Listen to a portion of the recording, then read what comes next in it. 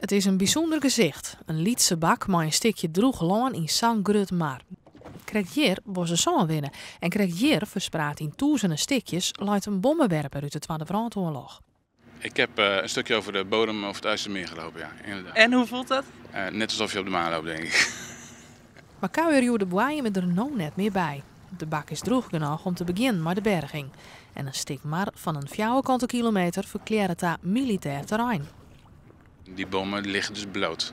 Ja, op het moment als daar iets gaat gebeuren, weten we niet om wat voor ontstekens het gaat. Gaat iets gebeuren wat zeg maar niet in de planning zit, ja, dan heb je dat stukje veiligheid heb je wel nodig. Om voor te komen dat nieuwsgierige bootjevaders te dichtbij komen, binnen de zeekadetten, steeds maar de scouting op het wetter, inskekelen. Van Mijnenvegen de Roermond houden ze de zaak in de gaten. Aiton en Hildert stien nou op wacht. Als die zeilboot zo meteen in die gele boeien gaat, en dan moeten we eerst daardoor zo op die hendel zo naar beneden trekken.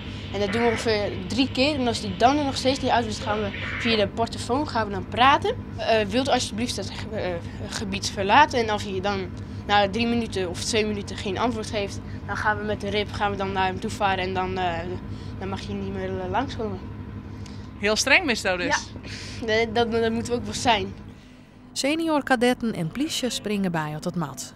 Doel is ook om de jonge jongens en famkes van de kadetten wat bij te brengen door de oorlog. Het is wel spectaculair om dit mee te zien. Wat is er spectaculair aan dan? Ja, nou dat wij erbij mij wezen.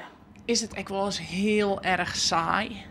Ja, bijvoorbeeld nu is het helemaal niks. Ja, en gisteren waren er echt, toen hadden wij geen wachten, toen waren om de 2 minuten moesten we wel op de toeter drukken om iedereen uit het gebied te halen. Maar een paar keer op het toeter drukken, dat mag toch goed komen op zo'n mooie dag als Joet.